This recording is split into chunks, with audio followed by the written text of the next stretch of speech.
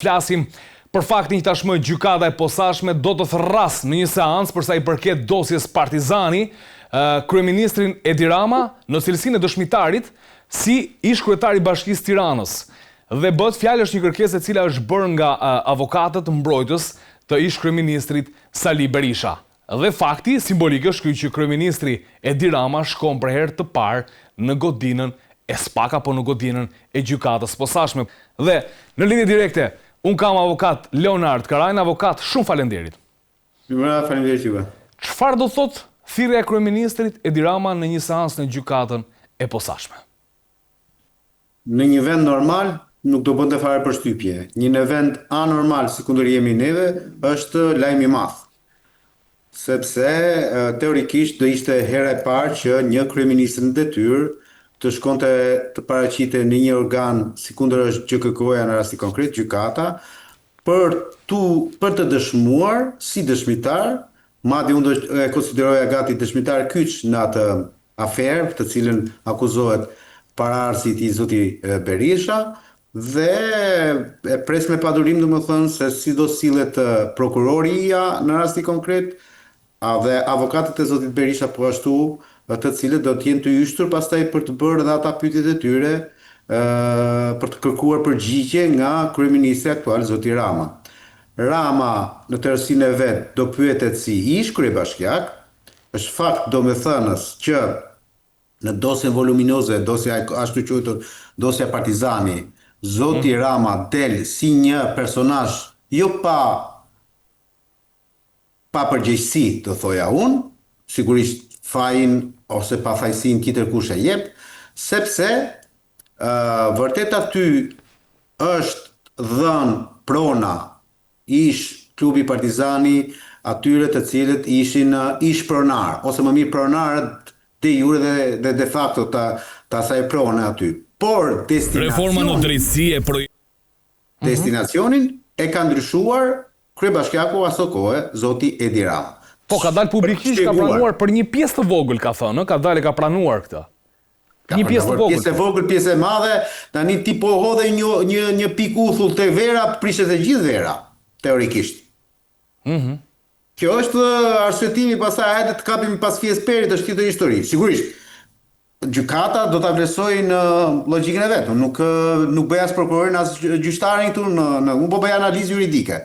Unë po them domethënë që aty zoti Berisha në vitin 2006 qeverisja e tij nxori një VKM për ishpronarët, për mënyrën se si do trajtoheshin ishpronarët aso kohë. Nga ky vendim shumë gjitholog që dalin nëpër media, që ju jepni mundësi të dalin nëpër media, e kanë transmetuar sikundër ka qenë një vendim i përgatitur posaçërisht për dhëndrin e zotit Berisha. Në fakt nuk është kështu, sepse nga ajo VKM kanë përfituar mbi 1800 persona në gjithë Shqipërinë. Pra nuk ka qenë një VKM apo një ligj e bërë enkas për zotin Jamarbër Maltezi dhe apo për Xhimi Begejën e të tjerë të cilët se s'ka qenë vetëm Jamarbër Maltezi, aty kanë qenë shumë tjerë që kanë përfituar. Ata kanë përfituar pronën, por me ligjin e vjetër, gjithmonë aso kohë, ti mund ta përfitoje pronën, po mund të bëhesh pronar i klubit Partizani. Aso kohë klubi Partizani kishte president zotin Albert Xhani. Pra nuk mund ta tjetërsoja atë. Klubi do ekzistonte, do rrinte aty godina, fusha të gjitha me radhë. Mund ishin pronar, por klubi Partizani do ta menaxhonin ata. Ndryshimin e destinacionit, pra prishjen e klubit Partizani, prishjen e ndërtesave dhe transformimin pastaj në pallate sikur të ka ndodhur tani, ka ardhur me vendim të Këshillit Bashkiak dhe me firmë të Edi Ramës. Dhe Edi Rama do duhet pyetet për këtë. Po një pyetje kam. Avokatët therasin në cilësinë e dëshmitarit në një seancë që është një kërkesë avokatëve, le të themi, palë mbrojtësi e kryeministrit Berisha, duke qenë se ka pasur një rol aktiv, po themi, në këtë histori, pasi ka pranuar publikisht ndërrimin e destinacionit të një pjese të vogël, po themi, nëse është subjektive thuash e vogël apo e madhe, po eliminojnë të një pjesë të kompleksit. Mos i ver kodrinor asaj fjalie, se janë rregull pastaj të një pjesë, të dy pjesë, të 15 pjesë. Ka qenë faktor në atë çështje. Perfekt. Pse nuk e kanë pyetur në cilësinë e tashmë është dëshmitar, po ta kishin pyetur në cilësinë e dikujt që do duhet t'japi mendim, ta kishin pyetur SPAK-u flas. Sepse SPAK-u as ka pasur, as ka për të pasur në një këllçe që të shkojë te kryeministri Rama. Ky SPAK-u me të cilin po flasim neve. As ka pasur, dhe as ka për të pasur në njëherë këllqe që shkoj tek kryeministri i vendit. Sot në gjykat nuk po thirret nga ana e Spakut Edi Rama. Edi Rama është duke u thirrë nga avokatët e zotit Berisha, miratuar nga gjykata, sepse ata mund të kërkojnë që janë hell, po të miratoj gjykata, s'ka sens ai muhabet. Pra është gjykata ajo që ka detyruar sot kryeministri Rama që të shkojë të jetë dëshmitar në atë gjykim. Por që për Spakun, po ta rrithem edhe një herë, për gjithë dashnorët e Spakut që duhet të trakasin për ditë, ta dinë fort mirë që ky palo Spaku nuk do shkonte kurrë që ta kërkonte, sepse po të ishte e kundërt, kjo çështje ka filluar që në vitin 2020. Dhe ata minimalisht do kishin shuar, nuk do e thërrisin aty te Spaku, minimalisht do i shkonin në zyrë edhe i merrin një dëshmi, të cilën ta bënin pjesë të dosjes. Sepse dëshmia e zotit Rama në rastin konkret nuk po vjen nga dosja që ka prodhuar prokuroria Spaku, po vjen nga kërkesa e palës tjetër, që është e zotit Berisha. Mund ta shfrytëzoj Spaku këtë momentin me qenë se Rama po shkon në gjykohë që ta thras për diçka? Shumë e bukur si pyetje, sepse teorikisht në jurisprudencën prokurore, po sidomos atë anglosaksone, ndodhi raste të pafundme ku dëshmitari i thirr nga pala tjetër bëhet në i akuzuar direkt nga ana e prokurorisë. Nuk po them ndodh vërtet? Me qindra. Sepse unë realisht e bëra pak ironike si pyetje, po nuk e dija bazën ligjore. Në procedurën anglosaksone po them, dhe këtë nuk po thërres në ndihmë Elisa Spiropali me filmat e saj, po është fakt i vërtet ky, që thirrës si dëshmitar, pyetet aty dhe nga pyetjet del pra saj që personi dëshmitari mund të ketë kryer një vepër penale dhe është direkt prokurori aty që për shkak të se ngarkon ligji me përgjegjësinë e prokurorisë, me organin me ngritjen e akuzës, që në sallën e gjyqit ngarkon akuzën ndaj dëshmitarit. Tani mos prisni që ky film të ndodhi në Shqipëri, se do ishte pastaj o zot na ruaj, po teorikisht ajo që sapo tha ti është qendron. Kjo bëhet fjalë vetëm për të njëjtën çështje që është thirrur si dëshmitar. Po pra atë çështje ai në qoftë se për shembull, nga pyetjet që do i bëhet nga palët, nga gjykata, nga prokuroria apo nga avokatët e zotit Berisha, të cilët ata e kanë thirrur aty, do dalin se zoti Rama ka bërë një shkelje të tipit një vepër penale, shpërdorim detyra apo falsifikim që del nga pyetësori, thash një tjetër, nga dëshmia, atëherë teorikisht që në sallën e gjyqit do duhet domethënë ti komunikohet një lloj vepre penale. Mos e prisni këtë gjë, se mos u çudisni, nuk ndodh në Shqipëri kjo histori. Në Angli po, në Amerikë po, Danimark, Suedi, këto vendet skandinave ku nuk janë më pak demokratike se sa Shqipëria, aty ndodh, po jo këtu tani mos na bënin domethënë të hapim barkun kot me këtë histori. Por pyetja qëndron dhe është ashtu si ku do thoni juve. Shiko, ka një zhvillim që tre nga le themi prokurorët posaçëm, ndërta dhe krye prokurori Dorina Beko, Klodian Brau që është krye prokurori i Spakut ndjes dhe Vladimir Mara, nga informacionet që kanë prej 2 ditësh ndodhen në Shtetet e Bashkuara të Amerikës. Tani avokat përse mendoni që kanë shkuar se shkon her pas here, po është duke sikur është një moment, le të themi, kyç në këtë historinë e zhvillimeve politike në vendin tonë, në një kohë kur Spaku i kërkohet goditja e grupeve kriminale, ndërkohë sot është goditur një grup tjetër. Tani, se disha them domethënë që po shkojnë për pushime, po teorikisht nuk mund të shkohet në as departamenti i drejtësisë nuk shkohet për pushime, ata të thresin vetëm për punë. Tani, sigurisht nuk e se kam një informacion lidhje me këtë, e di domethënë që këta 3 prokurorë të Spakut janë në Amerikë për një vizitë zyrtare. Është vizitë zyrtare, nuk është një vizitë rutinë. Pra, them zyrtare dhe them që ka agent të specifikuar të cilën unë nuk e disponoj, nuk mund të them domethënë cilat që janë arsyet dhe në rastin konkret thjesht mund ta hamendësoj. Dhe amendësimi im shkon si tha ai dha, gjua shkon aty ku dhëmbi. Rasti konkret është zonja Belinda Balluku, sepse është çështja më e nxehtë që ka sot për sot në dorë Spaku. Ose më mirë, shpresoj shumë që të jetë pikërisht kjo arsyeja që kjo treshe është thirrur aty. Tani, prap analizë po them. Zoti Vladimir Mara është, le të themi, teorikisht krau i djathtë i zotit Klodian Brau dhe mban sektorin e kriminalitetit, e veprave kriminale, Kurse zonja Dorina Beko është krau tjetër, Për korrupsionin. ajo që merret me seksionin e korrupsionit. Fakti që janë thirrur këta të dy bashkë me kryeprokurorin e Spakut, do të thotë domethënë që aty mund të fillojnë gama e, le të themi, e bisedave që nga krimet dhe deri tek korrupsioni. Unë gjithmonë jam i yshtur që të shikoj vetëm nga korrupsioni, jo sepse nuk është se dua të amnistoj ata që bëjmë krime, drogë apo gjërat apo pastrim parash, por unë mendoj domethënë që Shqipëria vuan në mënyrë të jashtëzakonshme kapilare nga korrupsioni dhe në qoftë se do duan që këtij vendi ti bëjnë një shërbim, një nder, atëherë do duhet me patjetër domethënë që të yshten fort drejt korrupsionit. Po t'jap një rast shumë domethënës. Në Europë, Spanjë, Francë, Itali, Amerikë po të duash ti, krimet korruptive ose fsheja e të ardhurave, qoftë edhe në le të themi kur ti nuk e ke ditur, dënohet me burg dhe dënohet jashtëzakonisht shumë rënd. Pra, në Europë dhe në Amerikë, për gjatë gjithë këtyre vite janë parë miliarderë po të them, të cilët kur kanë bërë evazion fiskal, pra kanë bërë fshirje të ardhurave, s'kan paguar taksa, më tash, kanë shkuar në burg për 15-20 vite. Pra pavarësisht faktit se ata mund të kenë qenë miliarderë. Ose të tregoj një rast për shembull, përpara 4-5 viteve, një futbollist më i madh i të gjitha kohërave, Lionel Messi, për pak i shpëtoi burgut në Spanjë, sepse kishte rezultonte se nuk kishte paguar taksat dhe detyrimet për shkak të pagës të lartë që merrte te Barcelona dhe atyre benefiteve që përfitonte nga kontratat e shumta që ai kishte me kompanitë reklamuese. Dhe çdo gjë u kanalizua pastaj tek gabimi administrativ, u pagua një gjobë jashtëzakonisht shumë e majme dhe di domethënë që financieri apo le të themi ekonomisti, nuk e di si e quajnë atje, mbajti përgjegjësinë penale, si thua, sepse dhe Messi aso kohë mund të shkonte në burg. Dhe ta mora si rast Messi, po ka me qindra rastet e tij. E qartë. Nëse Pra unë këtu doja që të bëhesh e njëjta gjë. Dhe ku do dyshohesh e kodi penal, veprat kundër korrupsionit të kishin një marsh dënimi të jashtëzakonshëm.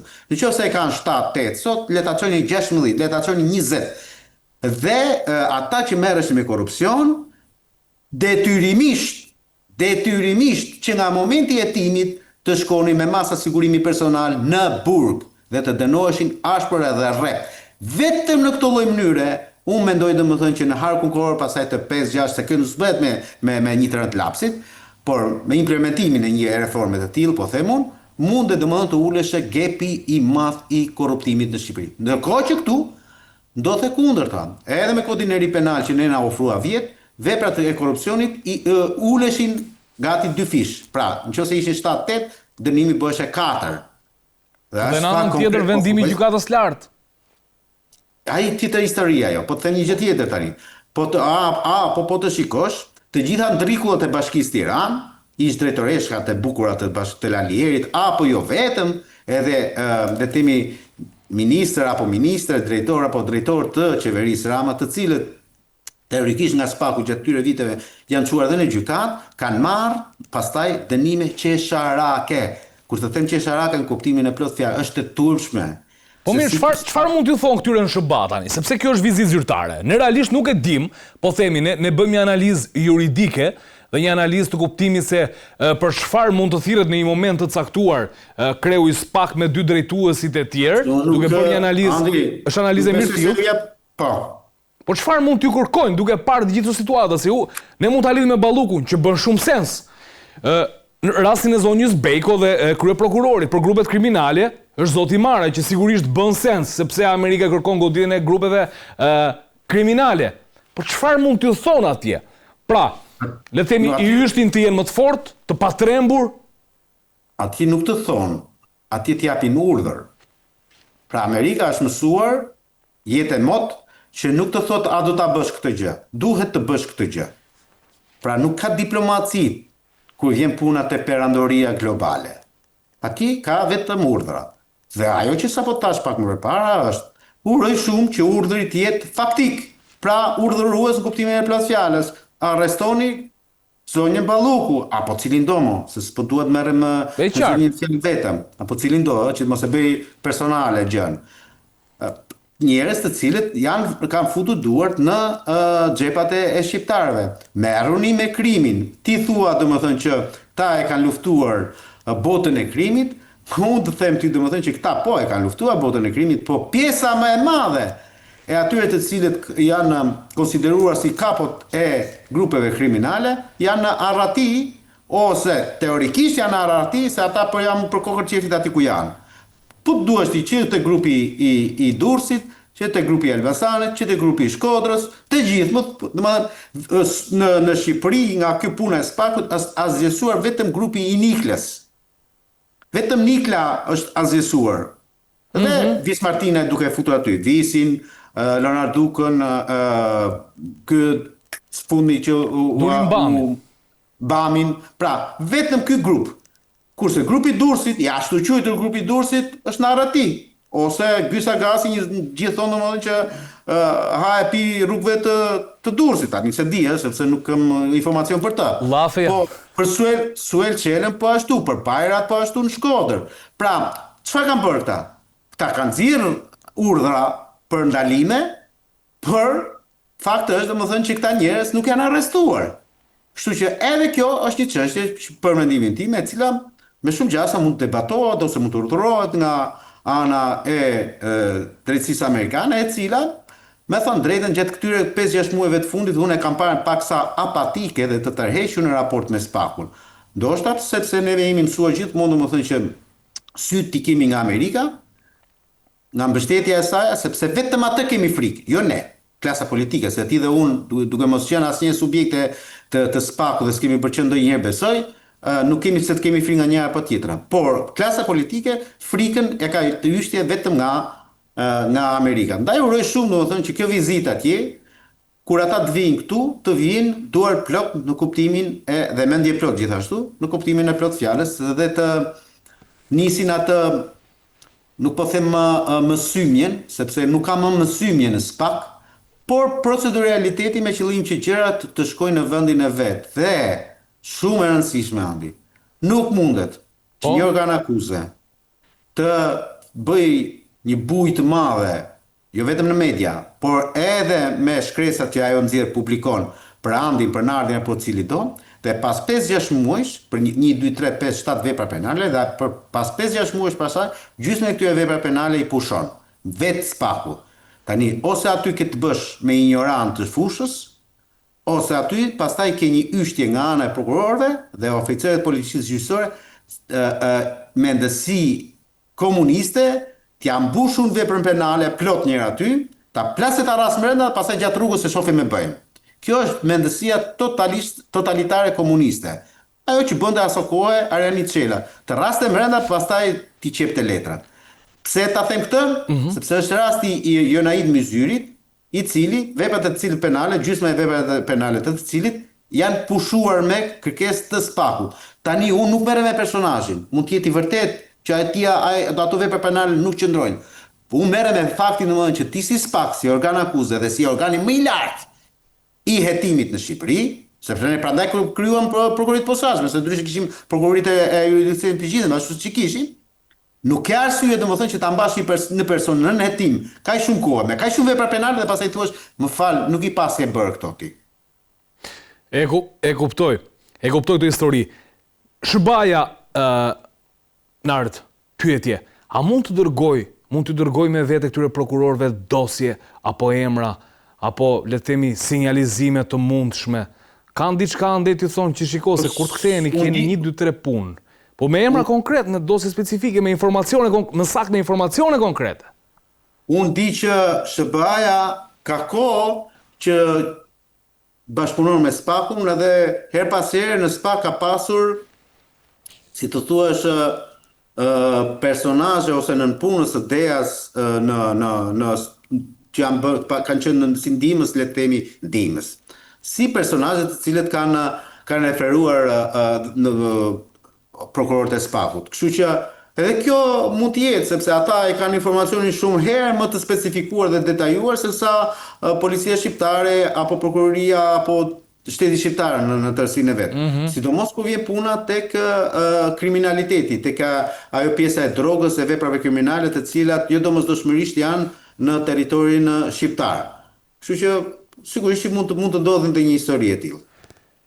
Pyetja e fundit, për diskutuar pyetja e fundit, në kuptimin çështja e fundit se mund të bëjmë ja dy pyetje është për goditjen e grupit kriminal ku është përfshirë i Jetmir Pepa.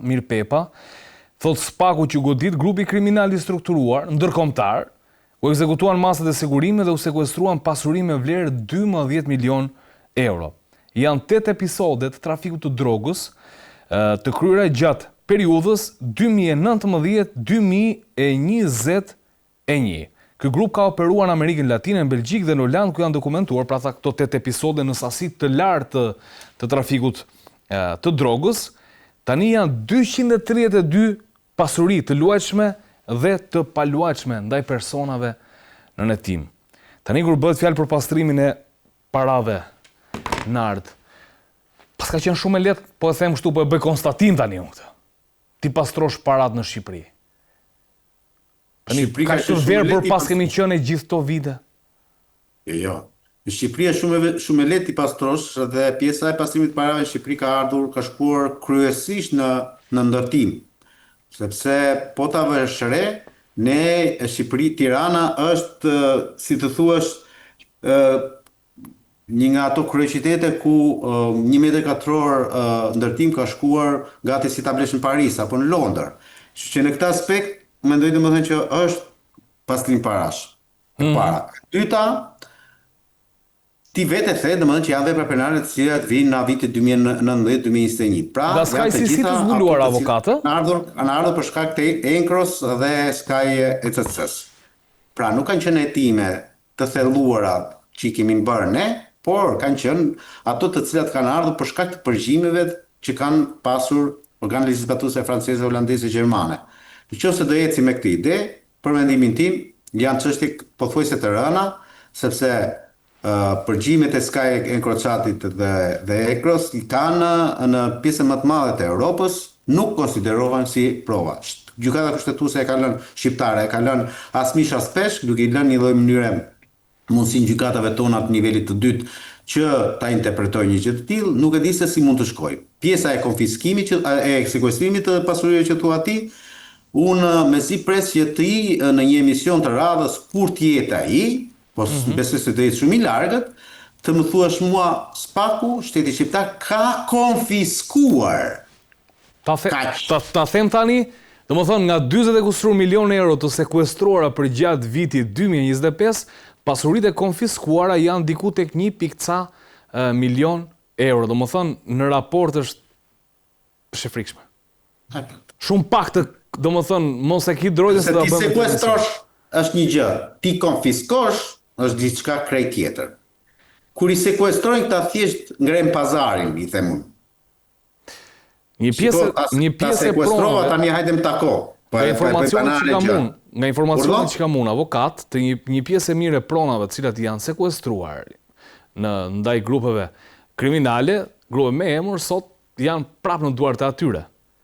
Ose janë lëshuar zyrtarisht, ose janë vendosur në administrim të personave të cilët kanë lidhje me këta. Në këtë digjititën gjithanë nuk kanë se çfarë të them ti. Unë jap të jap një rast mos ta them as emër mbi emër sepse nuk duhet merrem me botën e krimit.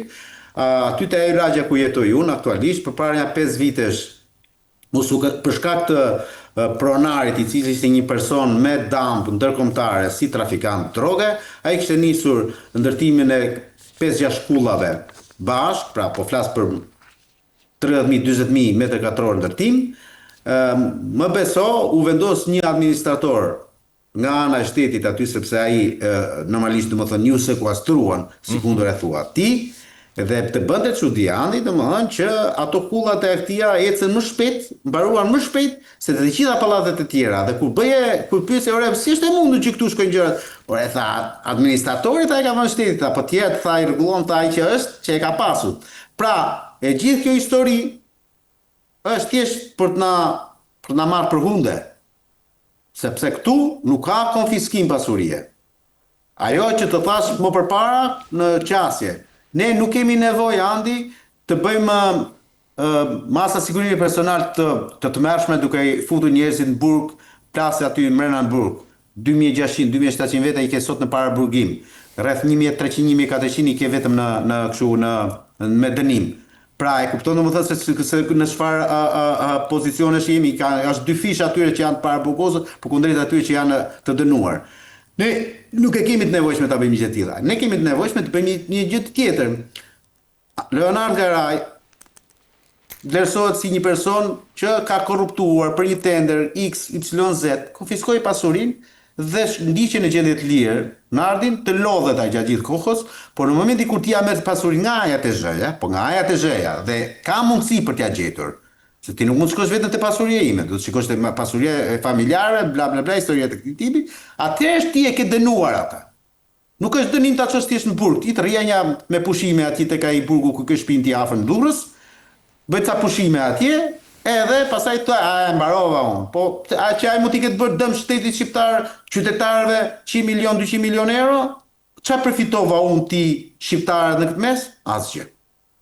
Pra kjo është ajo të cilën duhet të ketë qasje shoqëria shqiptare, shteti shqiptar, gjykata shqiptare në tërësinë e vet. Për të ardhur këtu, të thashë një tjetër, duhen ndryshime ligjore të rëndësishme në kodin penal, po të them edhe një tjetër, duhet një mendësi ndryshe dhe sigurisht duhet një qeverisje ndryshe, me atë mendësi ndryshe.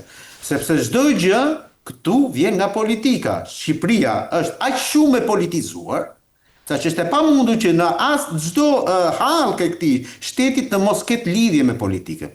Te tillë është. Atëherë, që ky shtet ecin përpara do duhet që ne të kemi një klasë politike të jetë sadopak e sinqertë, e ndershme kundrejt qytetarëve. Sadopak thashë, s'ka perfekte as kërkundi. Në ndërkohë, neve kemi një klasë politike ndër më të korruptuara që mund të ketë pasur ndonjëherë ky vend. Pse e them këtë? Edhe 100 vite më përpara Andi, po flas për vitet 20. 20-20, ka pas një klasë politike, me sa kem lexuar, të pasur, sepse atëherë me politikë merreshin të pasur të kryesisht. Kurse tani me politikë merret breg grisurit, që pastaj bëhen politikan dhe nga politikan bëhen pastaj oligark politikan, sepse vjelin derivata. Aso kohë në politikë merreshe Qedvër Laci, Xhaferipi, merreshe Ahmet Zogu, pra merreshin familje të cilat kishin një benefit, një background të fortë ekonomik dhe shoqëror.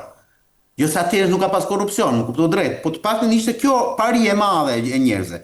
100 vite më vonë, neve plebinjt i kanë kthyer pllakën dhe janë bërë, si të thuash, bejlerë. Se në këtë histori ka përfunduar ky vend, edhe për shkak të 45 viteve në regjimin komunist. Por ne vazhdojmë të jemi në komunizëm. Ke në drejtim çunin e sekretarit të Partisë Komuniste të Shqipërisë të asaj kohe, Kristall Qarama ka qenë sekretar i parë i partisë në fundin e viteve 80 në Tiranë, dhe nga krah tjetër ke doktorin i cili ka qenë dhe pa ai sekretar i partisë, edhe ai një njeri i cili në një mënyrë apo në një tjetër ka qenë i përkthjelur i kohës. Pra ti nuk ke çfarë të zgjedhësh në këtë vend. Kthen syt Majtas, shikon Edi Rama, kthen syt Datas, shikon Sali Berishën, ne jemi të marr peng, si komp. Avokat, unë të falenderoj shumë. Pa të mundësi që të bënim ndoshta edhe pak një bisedë të lirë për ta zbërthyer të gjithë këtë gjë, unë bie shumë dakord, sidomos me fjalët e fundit që thatë për shoqërinë tonë, një shoqëri që realisht duket sikur jemi marr peng, edhe gëzohemi me faktin që 3 prokurorë kanë shkuar në SBA dhe inshallah i kanë dhënë me vete për shpërndar flet rrufet për të goditur korrupsionin. Këto kanë ngelur shpresë, ne mund ta tundim kokën sa të duam, por e hidhur është e hidhur.